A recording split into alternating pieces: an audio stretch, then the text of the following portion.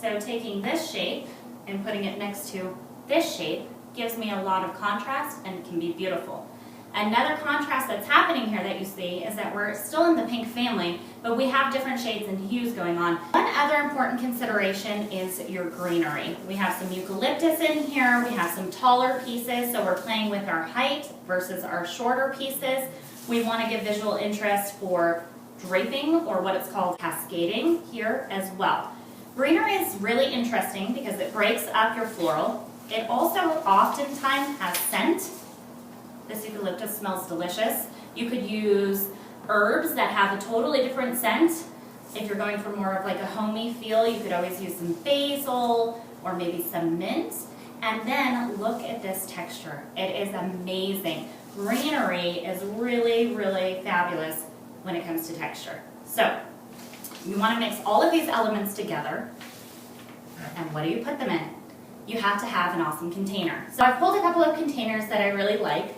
A clear container always works well because it shows off the greenery. So if you're interested in showing off your greenery or having interest down here, such as pebbles, maybe sand, you can always have those pieces in here.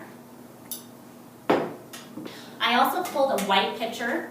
This goes with my color scheme. It's an interesting shape, and this piece really will allow me to get some height to it. So when you're thinking about your containers, you also want to be thinking about heights. I pulled some of my gold pieces here. Kind of odd shapes, they're pretty fun. They're sparkly, which I love. And if you do them together, maybe with another piece, flowers in this piece here too. Now we have varying heights. It's a lot of visual interest. I'm going to play with a couple different combinations here, just to kind of show you some of the key aspects of floral decisions that we just talked about. And then when you meet with your florist, I'll give you a checklist to decide exactly what you want to talk to her about.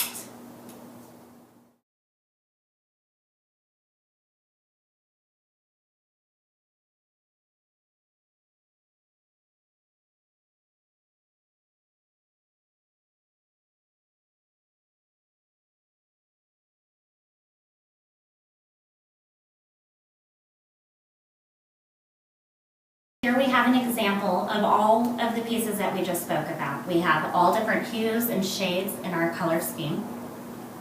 We have varying heights with very, very low lying and high. We also have wonderful texture here in all of these greenery pieces, as well as the flowers, and that's where we're picking up on different shapes, and some of the cascading pieces also create shape.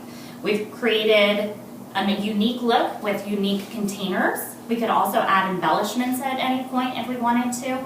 And so these are just pieces that I want you to think of when you're talking to your florist and designing your floral. Remember, every decision that you make in your planning process will always go back to your wedding vision. Look at your tear board. Look at the similarities between what you choose and your tear board. Use it for inspiration. And always, always go back to the look and feel of your wedding day.